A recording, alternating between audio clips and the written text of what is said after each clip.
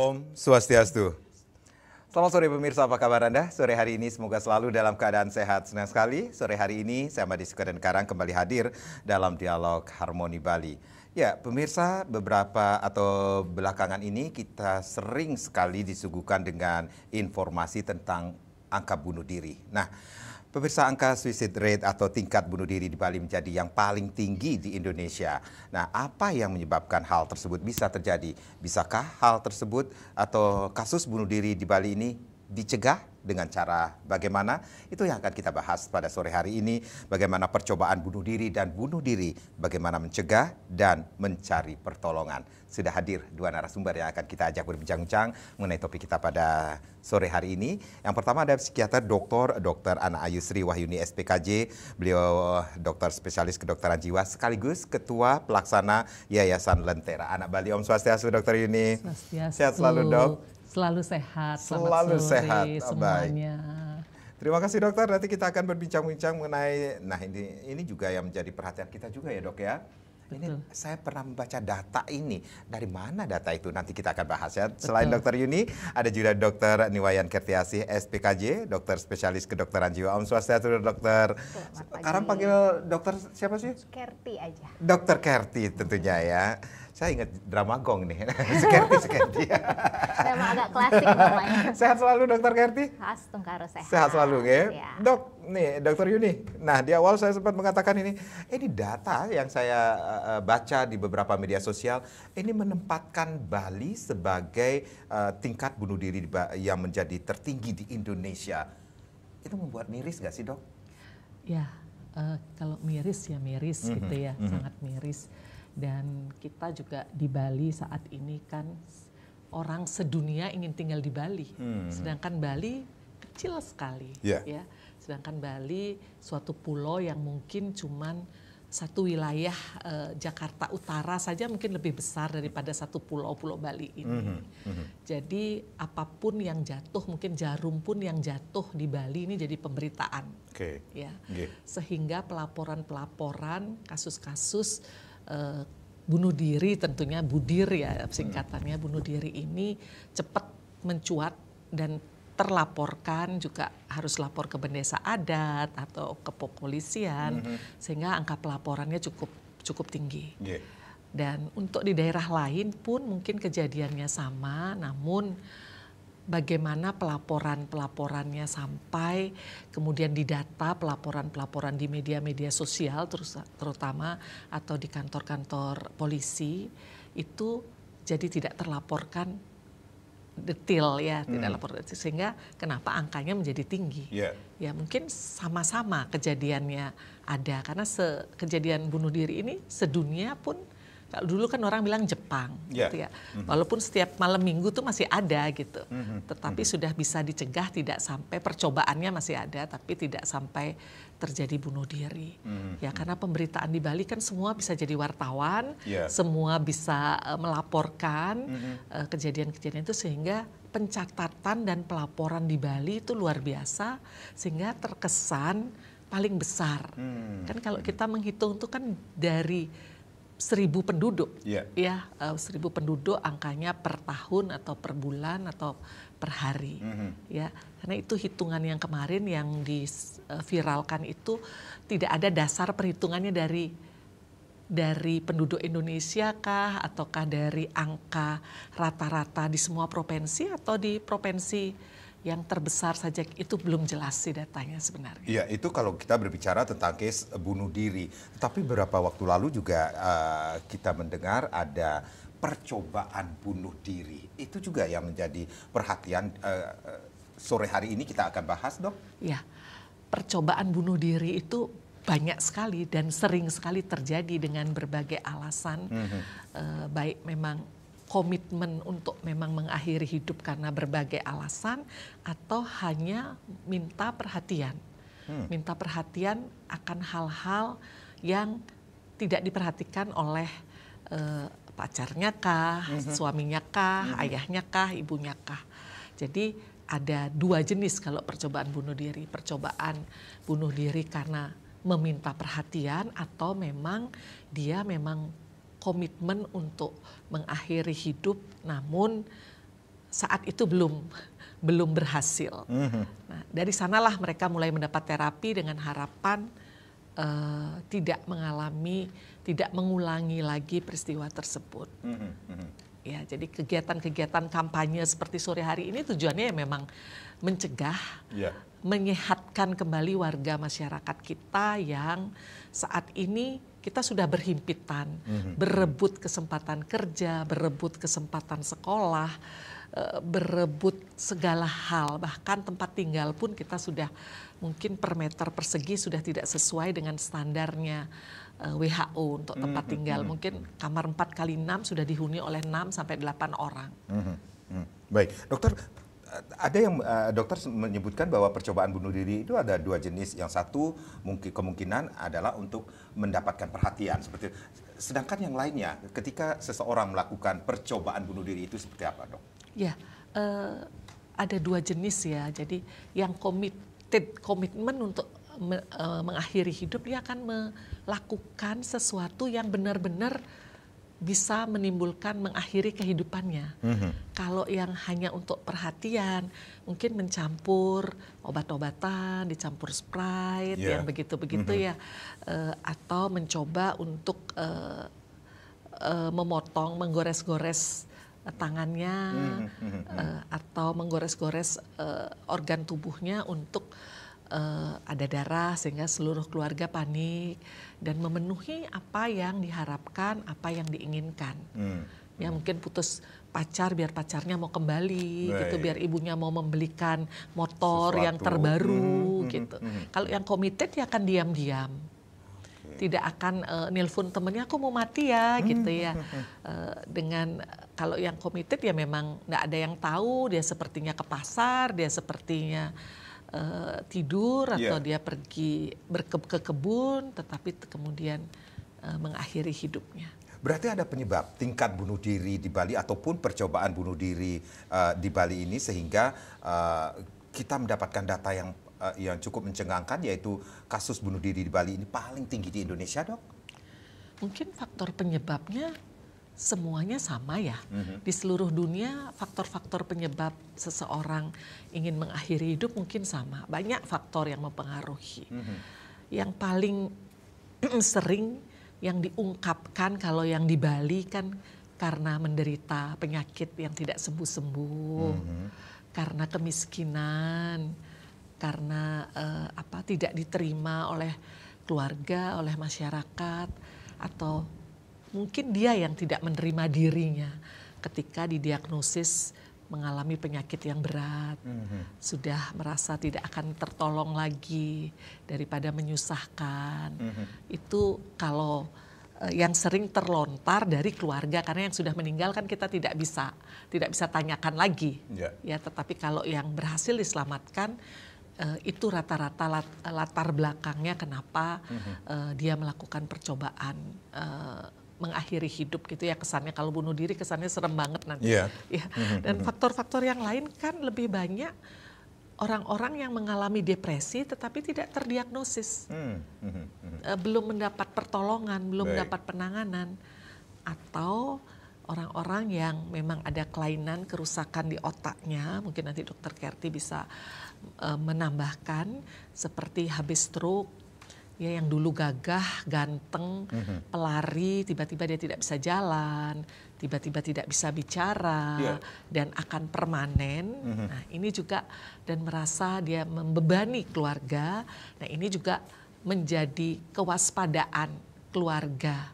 Ya ketika dia menolak minum obat, menolak di terapi lagi, itu sudah mulai tanda-tanda bahwa dia tidak ingin merepotkan lagi. Jangan deh saya dibawa ke dokter lagi, saya tidak mau minum obat, saya tidak mau makan. Ya, bukan yang keinginan mengakhiri hidup seperti yang diberitakan itu. Jadi bisa dikatakan ini penyebabnya bisa dari faktor biologis dan juga sosial, seperti itu, dok? Ya, faktor biologis, psikologis itu ada ekonomi dan ada sosial. Dan tentu ketahanan seseorang terhadap stres itu juga salah satu penentu ketika orang susah, ingin fight, ingin melewati fase-fase sulitnya dengan berusaha, atau dia memendam sendiri, bersembunyi sendiri, mencari jalan keluar sendiri.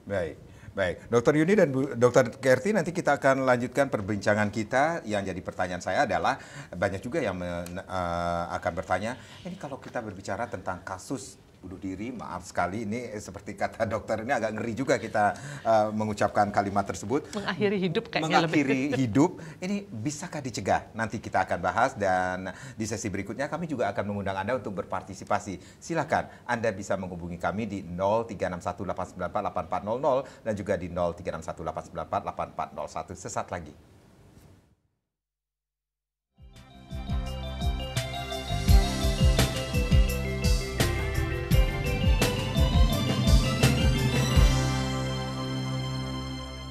Terima kasih Anda yang baru saja bergabung bersama kami di Dialog Harmoni Bali. Dan topik kita masih tetap sama, yaitu percobaan mengakhiri hidup. Nah, ini bahasa halusnya ya, seperti kata Dr. Yuni ini sendiri, percobaan mengakhiri hidup, dan mengakhiri hidup itu bagaimana mencegah dan mencari pertolongan. Nah, silakan Anda yang ingin bertanya lebih banyak lagi mengenai topik kita, atau mungkin sharing bersama Dr. Yuni dan Dr. Kerti di sini di 0361894800 dan juga di 0361894801. Dr. Yuni, sebelum rehat tadi, saya sempat bertanya atau ingin bertanyakan, ini bisa dicegah nggak sih, Dok, tentang kasus mengakhiri hidup ini sendiri, Dok?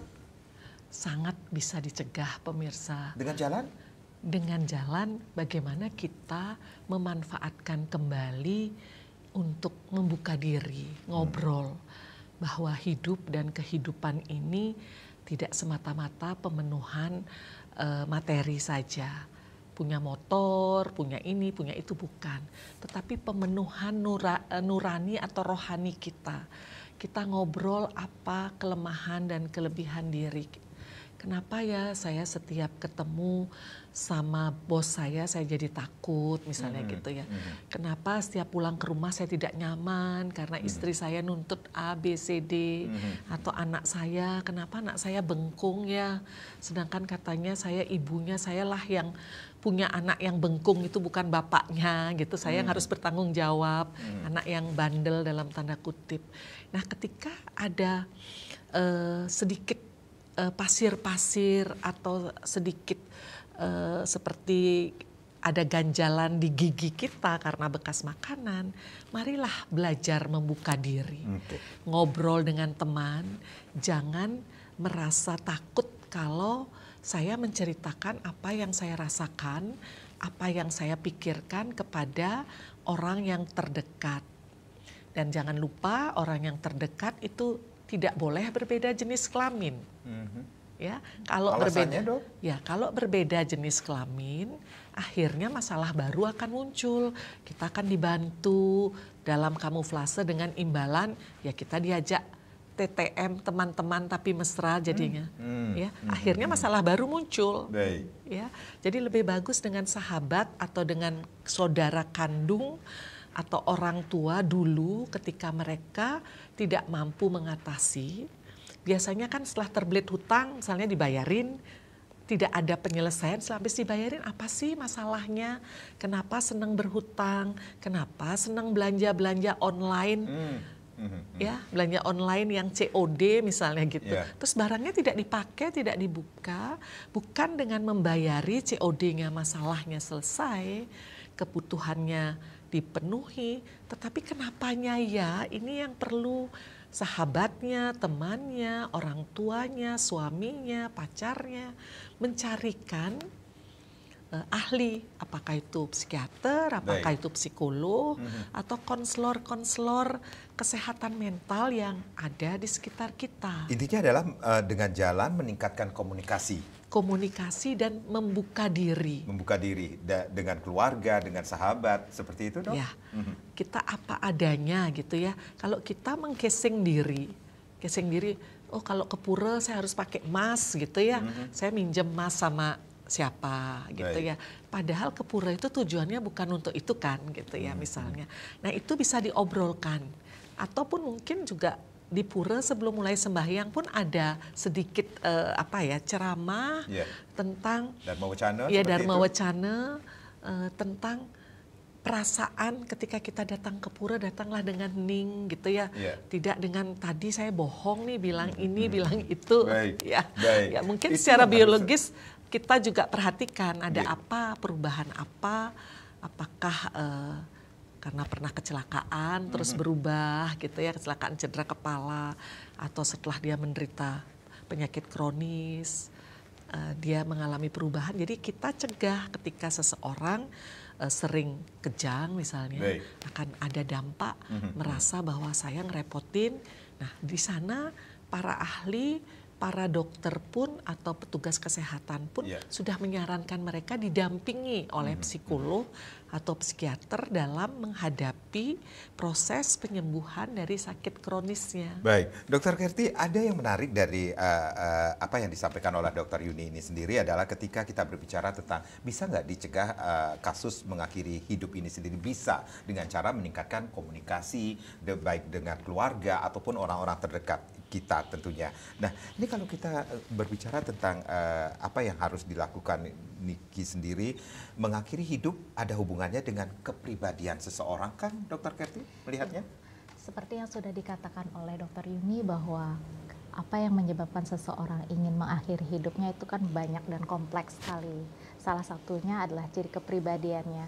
Ketika seseorang memiliki kepribadian yang perfeksionis begitu ya, salah satu contoh saja, ketika realita dan harapannya tidak sesuai tapi kepribadian ini harus, tapi faktanya tidak, itu menimbulkan keputusasaan dan dia tidak mampu mengungkapkan hal tersebut baik jujur ke dalam diri atau mungkin pasangan, teman, sahabat atau keluarga. Akhirnya mentok ya. Salah satu cara untuk dia berusaha untuk menyelesaikan semuanya, terpikirlah keinginan seperti itu. Iya, itu salah satunya. Atau barangkali ada kepribadian-kepribadian lain, misalnya orang yang pecemas, nanti orang menanggapiku seperti apa, padahal barangkali orang belum tentu seperti itu, memperhatikan kita sebegitu detailnya, tapi memperhatikan kita karena kekhawatiran itu seperti Dokter Yuni katakan, dia menutupi dirinya, kamuflasekah dengan memakai hal-hal tertentu yang akhirnya mungkin itu melilitkan dia dengan permasalahan-permasalahan baru, misalkan dengan hutang finansialkah yang akhirnya menambah masalah dan akhirnya seperti bola salju membesar muncul keinginan. Jadi ada hubungannya dengan sekali lagi kepribadian seseorang, contohlah seperti introvert seperti itu?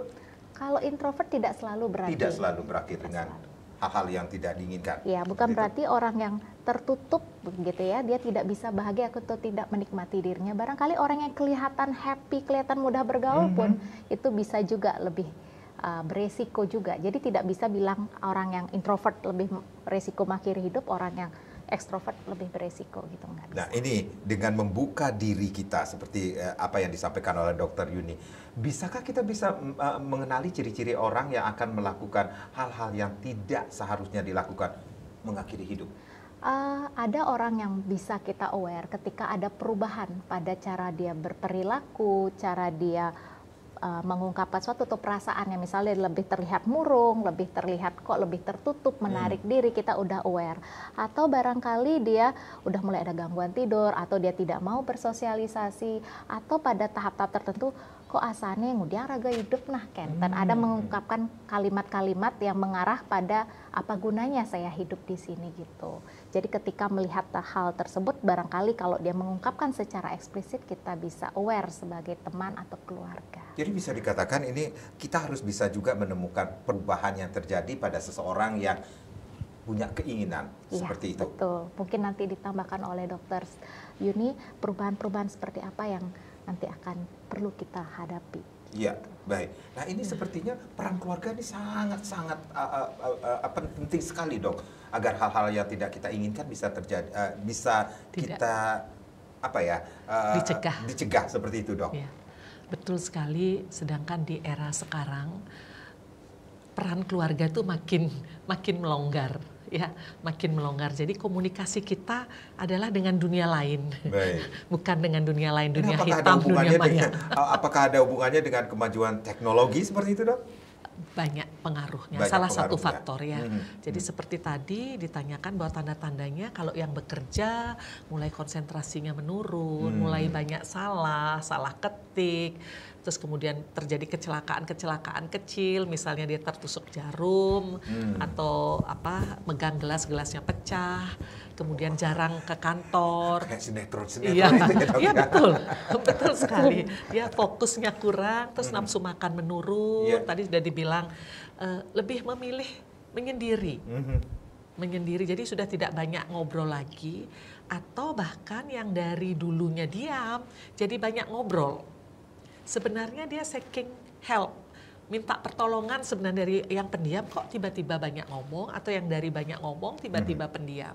Itu sebenarnya ingin ada orang yang bertakon, yang bertanya, tapi karena kita sibuk mengejar karir kita masing-masing, kepedulian terhadap teman berkurang. Baik. Atau di keluarga juga sibuk tidak melihat perubahan yang terjadi pada anak-anaknya atau pada pasangannya. Ini yang mungkin dari acara kita pada sore hari ini kita membuka, saling ngerunguang, ya. Jadi tidak hanya pada anggota keluarga, tetapi pada teman kerja, pada teman sekolah, pada mungkin grup belajar gitu, melihat kok dia berubah ya. Ya.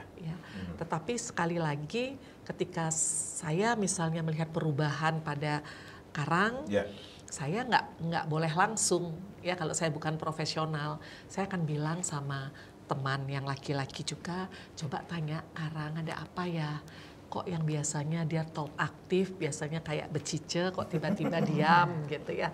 Itu coba tolong ditanyakan. Baik. Apa ada yang perlu kita bantu, sehingga di sanalah proses pencegahan itu kita bisa lakukan mulai dari yang terdekat sebenarnya. Dan mungkin kepribadian yang lain yang sering sekali melakukan percobaan ini kepribadian ambang ya Dokter Kerti ya. Kepribadian ambang, borderline. Jadi dia selalu merasa bahwa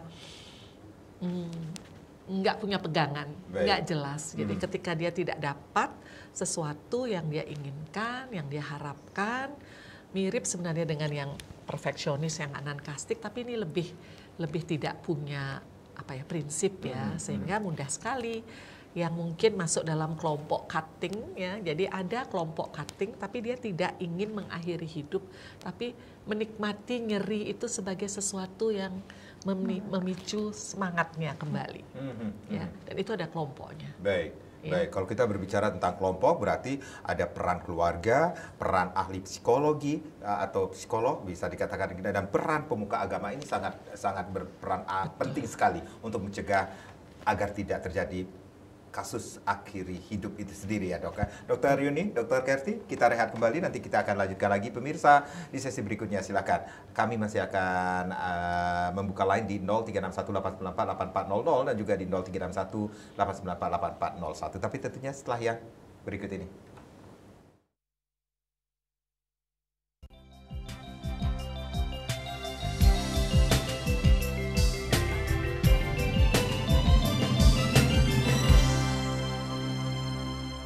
Masih di Dialog Harmoni Bali, percobaan mengakhiri hidup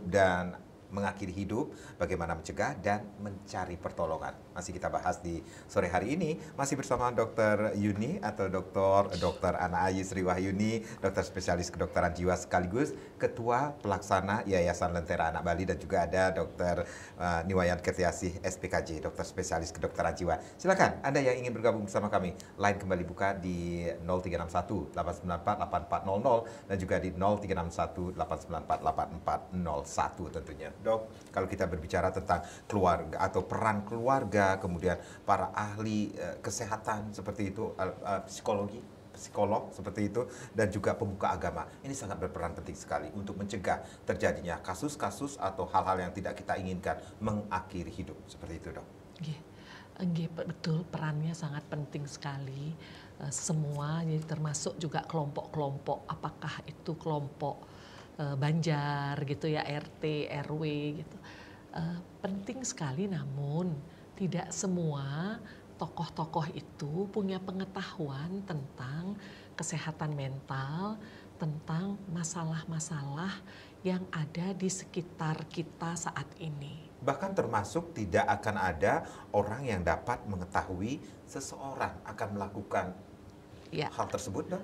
Ya, perlu, itu yang jarang ya, makanya perlu kita saling saling mengenal, saling mengetahui, apalagi di Kota Denpasar ini kos-kosan itu mungkin 65% rumah-rumah kita penduduk asli di sini disewakan. Jadi setiap sudut kalau ada yang mau nyewa disewakan gitu ya. Jadi ini juga peran serta masyarakat kalau yang nyewa rumah di sana atau tinggal di sana tidak keluar rumah gitu ya sampai 3 hari setelah bau busuk baru tahu.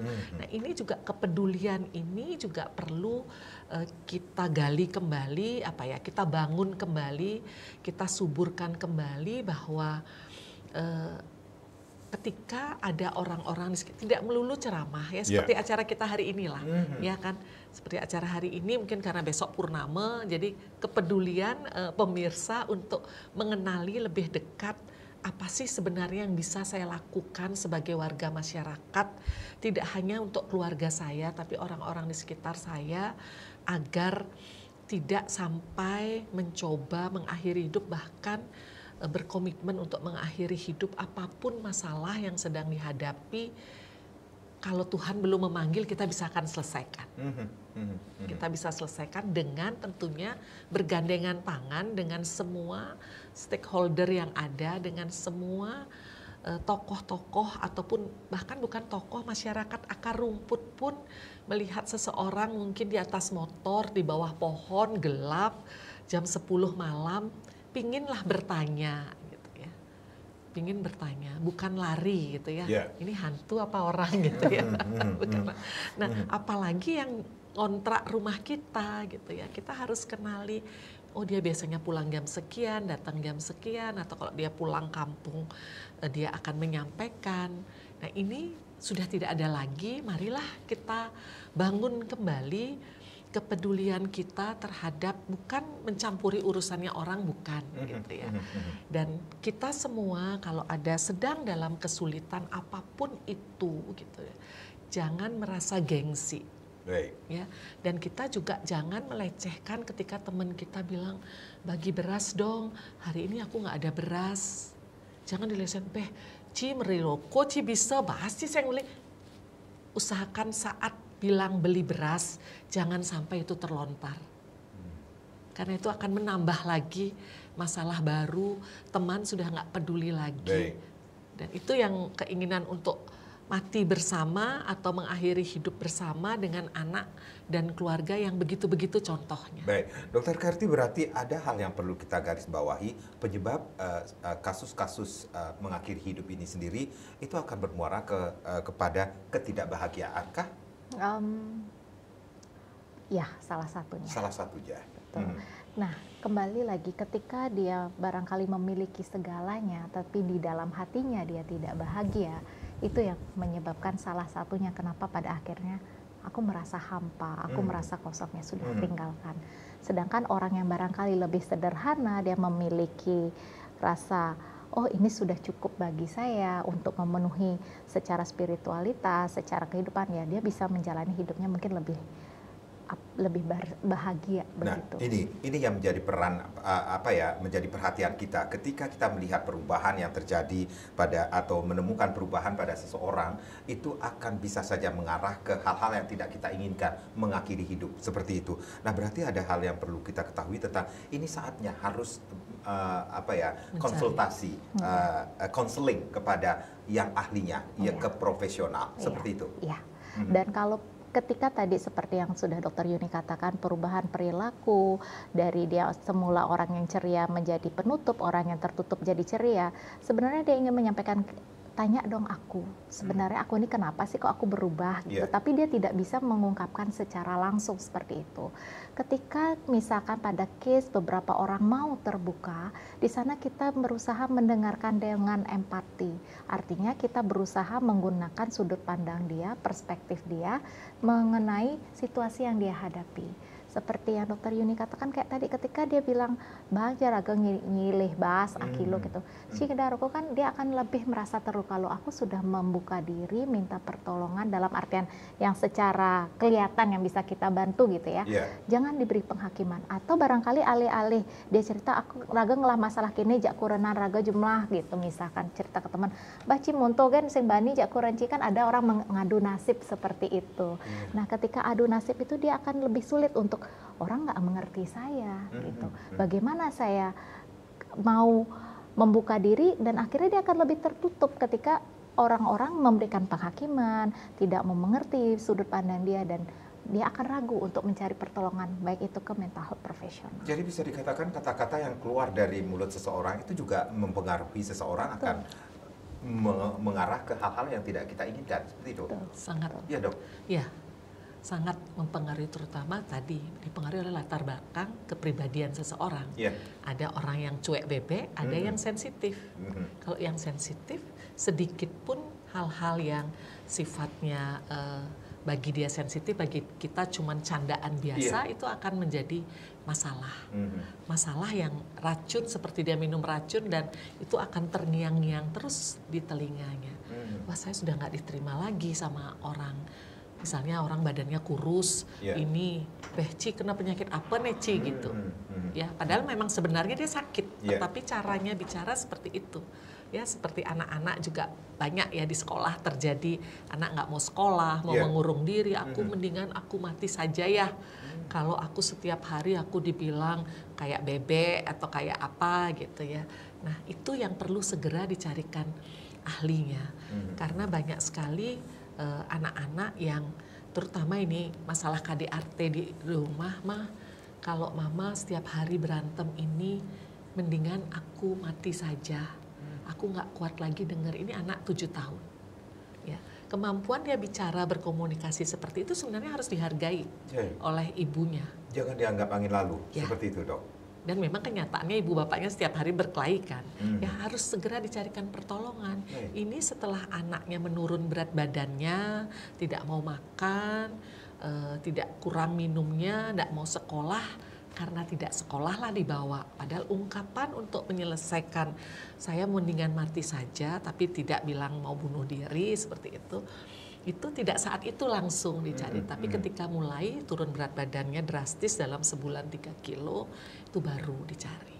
Jadi pernyataan-pernyataan itu kita evaluasi diri kita, kemudian ketika tidak mampu cari pertolongan. Ya, Jaminan Kesehatan Nasional membiayai, tetapi masih menstigma kalau ke psikiater raga sing buduh, itu masih ada. Tapi saya mau konsultasi untuk menyelesaikan masalah-masalah yang saya belum paham.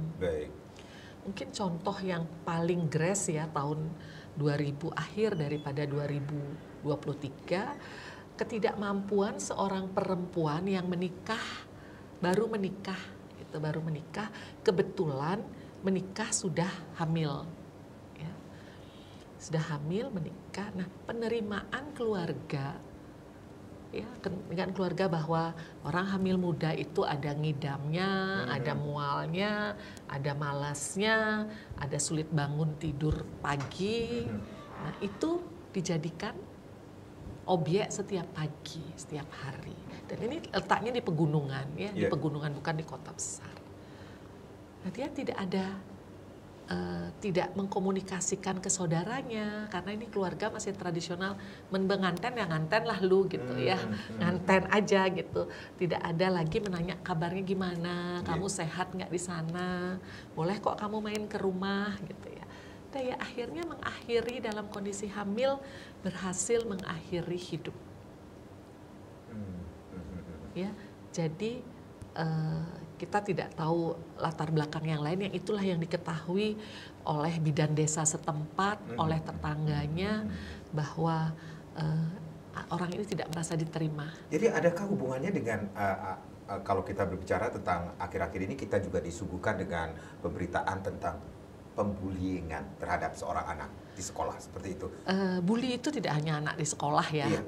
Bully itu termasuk tadi, Termasuk ya, juga termasuk seorang yang, ibu yang ya tadi itu dibilang mungkin malas, Iya. dibilang apa, itu kan juga bully. Bully itu sebenarnya adalah kekerasan yang bentuknya bisa verbal, yang dilakukan berulang terhadap seseorang. Iya. Ya, yang dijadikan objek adalah hal-hal yang unik dari orang itu. Ya, mungkin dia sering bangun siang. Kalau anak-anak sekolah, mungkin anak yang kalem, tidak mau lari-lari hura-hura, Yeah. atau dia yang bentuknya khusus, terlalu gemuk, terlalu kurus, keriting gitu ya. Sering dijadikan objek sama anak-anak yang juga bermasalah. Baik. Ya, Itu jadi- yang harus kita pahami ya, Dok ya. Sehingga ini yang perlu dikomunikasikan dengan sekolah dan orang tua mereka, apa yang mereka harus lakukan untuk mencegah anaknya tidak menjadi pelaku dan anaknya tidak menjadi korban. Lalu bagaimana peran pemerintah daerah untuk mencari solusi agar tingkat kasus mengakhiri hidup ini bisa menurun? Nanti kita bahas. Kita akan jeda terlebih dahulu. Kami akan kembali, tapi tentunya setelah yang berikut ini.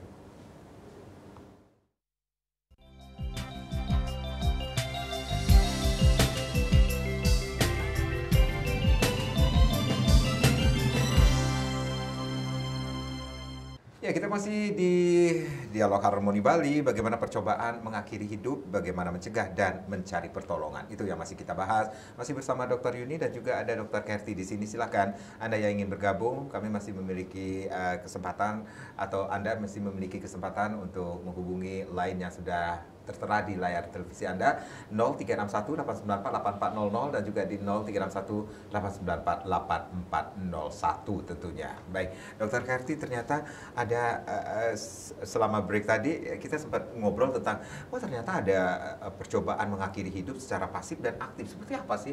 Ya, kalau percobaan yang aktif mungkin yang sering diberitakan di televisi, baik dia mencoba dengan minum racun, cutting, atau mungkin gantung diri atau dengan metode lain. Tapi yang pasif yang jarang dianggap tanda kutip wajar oleh keluarga. Misalnya pada orang yang nak lingsir, orang lansia yang sakit kronis penyakit kencing manis dengan komplikasi gitu. Kemudian pasien ini nggak mau makan tengajeng kan, dianggap nak biasa, nak ya boleh lingsir. Padahal sebenarnya secara pasien ini kalau kita telah barangkali beliau merasa bahwa dia meraga makan masih toh keraga mati kan. Jadi nggak sadar bahwa itu sesuatu bentuk penelantaran diri untuk pada akhirnya ke proses mengakhiri hidup. Jadi peran keluarga juga sekali lagi ini sangat-sangat dibutuhkan agar hal-hal yang tidak kita inginkan ini bisa dicegah seperti itu. Yang paling sering yang kita lihat itu di lansia, di orang tua, apalagi dengan berbagai penyakit kronis yang ketika beliau misalkan nggak mau mandi, pangen nak ibu tua dianggap seperti dia nggak wajar. Oh iya sing ngajeng, biasa nak lingsir mulu sing ada nafsu makan, giginya pawah kan. Jadi dianggap itu wajar, padahal barangkali mungkin ada proses ke arah itu. Gitu. Dok, tadi sempat saya tanyakan, ini peran pemerintah. Katakanlah pemerintah daerah untuk mencari solusi agar tingkat mengakhiri hidup ini bisa menurun, karena data juga menunjukkan, entah saya tidak tahu data dari mana, tapi saya hanya bisa membaca dan sharing hari ini. Sumbernya nggak tahu. Iya, sumbernya nggak tahu, sehingga menempatkan kita di posisi yang pertama di Indonesia. Ya, mungkin sebelum itu masalah lanjut usia, jadi angka kematian lanjut usia karena penelantaran diri atau bunuh diri pasif itu jadi kecil, tercatat di dunia pun jadi kecil. Karena mereka menolak pengobatan, menolak apa itu kan boleh. Karena itu hak asasi manusia ya. Jadi dia boleh menolak untuk pengobatan, tetapi kalau dia masih punya keluarga atau punya pengasuh, itu akan mengusahakan mengoptimalkan kematian yang bermartabat, kematian yang terhormat gitu, bukan kematian dengan nyeri, dengan marah, dengan sedih gitu. Itu yang mungkin kenapa angka itu di WHO pun dianggap kecil, bahkan nyaris tidak tercatat. Yang lebih banyak kan yang remaja, karena itu kan agresif, impulsif untuk mengakhiri hidup. Nah, kembali lagi untuk pemerintah, saya kira pemerintah karakteristiknya pemerintah kita adalah pencegahan itu belum terlalu banyak dilakukan. Kita biasanya hanya kebakaran jenggot saja atau kebakaran apalah yang di diri kita, ketika ada kejadian baru bingung untuk menyelesaikan masalah biar tidak diberitakan jelek di daerahnya. Tapi sebelumnya adakah kita punya program-program yang spesifik untuk mencegah terjadinya hal tersebut? Tidak ada, belum ada. Belum ada, dan karena itu dianggap bukan sesuatu yang seksi ya, bukan suatu program yang mempunyai nilai ungkit yang besar untuk panggung atau validasi dari dunia. Tetapi sebenarnya ini sangat besar gitu ya, besar, bahkan nanti takutnya Bali itu dipakai tempat untuk suicide di pulau surga. Karena kan banyak orang-orang asing di sini sangat senang kalau dia mati kecelakaan karena dia tidak pakai helm dan lain sebagainya. Itu kan harus menjadi bahan kajian kita juga, ya, bahwa tadi yang pasif dan yang aktif suicide itu. Pemerintah mungkin mulai dari ujung-ujung tombak di tingkat desa itu kan banyak sekali. Bahkan sekarang akan ada istilahnya poliklinik desa. Ada saya dengar program dari pemerintah yang baru sekarang ini, lama tetapi baru, program pemerintah untuk membangun poliklinik desa. Nah, mungkin itu salah satu untuk mengganti Polindes ya, dan itu mobile lagi, ada mobilnya. Mungkin dari sana seluruh petugas kesehatan, dari yang perawat, petugas Kesling, siapapun yang terlibat di sana, dokter, mengenali ketika ada seseorang yang sering sakit-sakitan. Itu sudah segera saja dikonsulkan. Banyak sekali keluhan. Atau kencing manis saja, seseorang didiagnosis diabetes mellitus, itu sudah dikenalkan penyakitnya apa. Jangan, Bu, nanti kalau nggak minum obat nanti kakinya dipotong loh. Bukan yang seperti itu gitu. Ibu nanti tensinya tinggi, nanti kalau ibu nggak sering berobat nanti ibu stroke. Bukan yang itu. Tapi bagaimana diedukasi untuk pola hidup yang sehat. Baik. Termasuk sehatnya bukan fisik, tetapi mental, bisa menerima. Itu yang demikian juga pada remaja. Ya, jadi kan ada kesehatan remaja juga di puskesmas. Itu juga yang penting itu adalah membangun kekuatan mentalnya.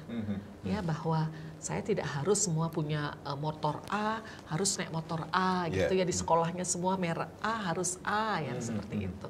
Jadi disitulah peran konselor-konselor yang ada di ujung tombak, apakah nanti poliklinik desa mobile atau apa. Jadi bisa dikatakan, Dok, sekali lagi, edukasi dan sosialisasi ini oleh siapa, Dok? Semua orang bisa. Semua orang bisa. Tapi kemudian jangan berpikir bahwa yang selama keluarga saya nggak ada, nggak peduli deh gitu. Tapi kita membangun karma baik gitu ya, karma baik. Jadi dengan kita peduli, hanya memberitahu aja, memberi rekomendasi saja, kita sudah punya dapat poin reward, rasa bahagia. Ternyata sekarang dia sehat, dia maju, dia sukses dari yang kemarin sangat terpuruk. Ketika ibunya meninggal, 3 bulannya kemudian bapaknya meninggal, kakaknya meninggal, tinggallah dia sendiri misalnya, yang seperti itu. Cobalah kita dengarkan apa yang kita bisa lakukan. Bukan untuk show off, hanya untuk ditayangkan di media sosial, kita baru melakukan itu. Padahal masih banyak sekali saudara-saudara kita yang beresiko. Ya. Apalagi kalau dalam keluarga sudah ada riwayat yang mengalami, pernah terjadi kematian karena diri sendiri yang melakukan, itu sudah harus dikuatkan, karena bisa di generasi yang berikutnya 1 tahun kemudiannya atau 3 tahun 2 generasi selanjutnya itu bisa terjadi. Karena apa? Kelemahan dari ketahanan mentalnya menghadapi masalah-masalah dalam kehidupan. Jadi bisa kita tunggu nih program spesifik yang bisa mencegah terjadinya atau kasus-kasus mengakhiri hidup ini bisa menurun. Betul. Seperti itu ya, Dok ya. Kami siap dari Perhimpunan Kedokteran Jiwa Bali dan Yayasan Lentera Anak Bali sangat siap untuk bergandengan tangan dengan pemerintah. Baik, Dokter Kerti, ada yang masyarakat juga berbicara tentang atau bertanya tentang ini fakta atau mitos ya, tentang kalau kita berbicara tentang angka mengakhiri hidup ini sendiri atau bunuh diri ada, itu adalah gangguan jiwa kah? Ya, kalau saya kan dari segi medis itu salah satu faktor. Entah gangguan jiwanya itu variatif ya, paling banyak betul karena depresi, tapi tidak menutup kemungkinan karena gangguan jiwa lain, misalnya apakah karena halusinasi ataukah karena dia mengalami gejala waham yang meyakini bahwa dirinya harus mati seperti itu. Pada orang-orang psikotik itu juga bisa menjadi salah satu orang penyebab bunuh diri. Yang terpenting adalah bukan diagnosanya apa, tapi bagaimana akhirnya orang itu bisa sadar bahwa bunuh diri itu bukan solusinya. Bunuh diri itu bukan solusinya. Ya. Dok, lalu apa yang harus kita perhatikan atau untuk mencegah dan mencari pertolongan jika hal tersebut terjadi, Dok? Ya, jika ada pikiran-pikiran negatif yang muncul atau merasa sendiri, tidak ada bantuan, silahkan menghubungi layanan-layanan kesehatan terdekat, ya, atau orang terdekat yang bisa diajak ngobrol untuk diajak bertemu dengan ahlinya, mulai dari puskesmas, ya, dari layanan 1, layanan 2 sudah ada ahlinya di sana, ada psikolog, ada psikiater. Jadi hotline yang efektif masih ada kah? Sampai saat ini hotline yang efektif dari pemerintah tidak ada, dari lembaga-lembaga swasta pernah ada tapi tidak terlalu aktif. Baik. Karena masyarakat mungkin untuk melaporkan itu melalui hotline belum terbiasa, tapi lebih bagus mungkin dengan orang terdekat yang mengenal, yang mungkin tokoh masyarakat di sana atau saudara atau senior yang kenal, kok saya nggak enak ya perasaannya, nggak nyaman, susah tidur, selalu mimpi buruk misalnya gitu. Itu silahkan sesegera mungkin. Kalau memang mau datang langsung ke RS Ngurah bisa, ke seluruh rumah sakit yang ada di Provinsi Bali ini sudah ada psikiater, sudah ada psikolog. Dan kalau di puskesmas untuk layanan di tingkat awal untuk mendapat rujukan atau di dokter praktik swasta yang melayani JKN itu sudah bisa. Jangan takut. Ya, jangan takut bahwa ke dokter jiwa berarti gila, tidak. Nah, ini tetap punya masa depan yang cerah. Harus kita perhatikan oleh masyarakat, keluarga ini. Temukan perubahan yang terjadi pada seseorang, kemudian pentingnya konseling ke profesional. Itu yang terpenting ya, Dok, ya, untuk mencegah terjadinya hal-hal yang tidak kita inginkan mengakhiri hidup kita sendiri. Dr. Yuni, Dr.